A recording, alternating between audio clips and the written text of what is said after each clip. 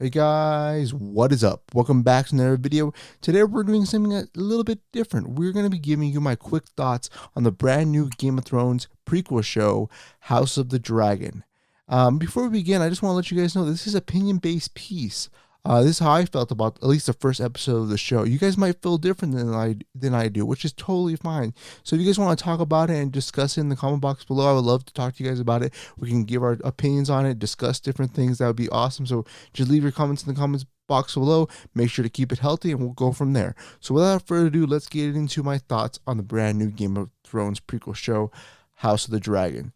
So before I start, I just want to let you guys know that I am not a huge Game of Thrones fan by any means. I've only watched a few episodes of the original show, and the reason I didn't watch too many episodes of the original Game of Thrones is that I started watching it. Not that I thought it was boring, I actually thought it was interesting, but I just didn't continue it. I just lost track of time and never got back to watching it again, which is unfortunate, but I just never got back to it. So that's the reason why I just never watched the original Game of Thrones. So you might be asking yourself, why the heck does this guy want to watch Game of Thrones House of the Dragon if he hasn't even watched the original show? And believe me, guys, I asked myself the same question. Why would I want to go and watch the show and maybe not even understand half of what's going on because I haven't seen the original show? Two reasons. One, I watched a trailer and I thought it looked pretty interesting. It enticed me a little bit to go watch it. And I was like, wow, I've never been a Game of Thrones fan, but I'm like, this trailer is interesting and I'm interested to watch it. That's the first reason. Two, I kind of wanted to see, could I enjoy this show or at least get into it if I hadn't seen the original Game of Thrones show? That's something I was interested in seeing if I could do that. And to let you guys know, first off, I think you can. I personally was able to get enticed into the story and get into it without ever having any other experience with any Game of Thrones content before, except for like I said, the first couple episodes that I watched. I got into it because I think the show did a great job at just setting up the story and explaining things that you didn't really need to know beforehand. And I think, of course, if you watch the original Game of Thrones show, it's going to only enhance your experience even more. You might even like it better because you're going to understand more stuff. I already know that. And I already know that by watching certain scenes, I said, probably if I watched the original Game of Thrones show, I'd probably understand this better. So it's going to enhance your experience. And I would definitely recommend probably people that have already watched Game of Thrones to go watch it because I think they're going to really enjoy it more than I did. But like I said, overall, I think the show did a really good job at setting up its storyline where you didn't really have to watch the original show. Let's just get into the things that I thought the show did well. Like I said, they did a good job at setting up the general storyline. This is a pilot episode. This is the first episode of a TV series. Usually the first episode of a TV series, especially a long-running TV series like this one, they usually have to take time to set up things. So usually those episodes aren't the greatest, or sometimes considered some of the worst episodes of a series because they have to set up so much background storyline.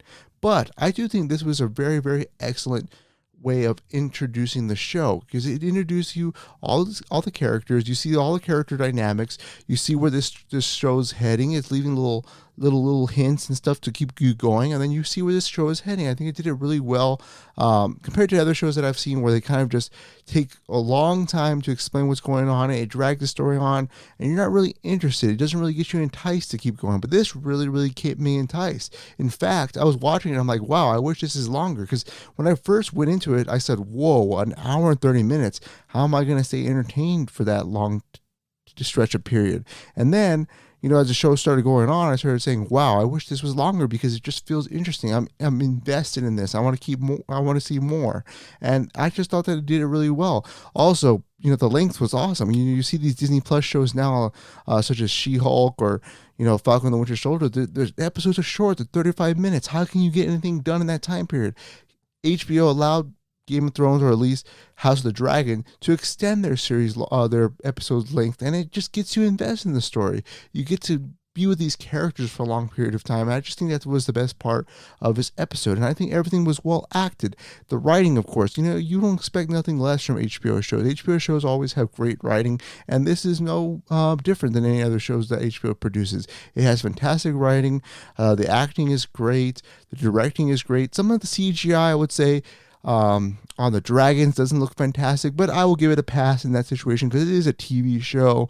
The budget has to stay lower than a movie because they have to stretch it out through all those episodes, so I understand. So I will give them a pass on that. I mean, I'm not going to criticize the dragon too much because they look cool, but I think the CGI kind of lacked in some parts. But like I said, overall the episode was really, really good, and I am enticed to keep going and watching where it goes. You know, that's what the best thing about it. I wasn't expecting to be like, oh, so invested in it from the first episode. I got invested in it, and I want to watch the next episode. So that's pretty much it, guys. I just wanted to give you my quick thoughts on the episode. I didn't want to get into too many spoilers about it because I know you guys still want to watch it. So I hope you guys enjoyed the episode.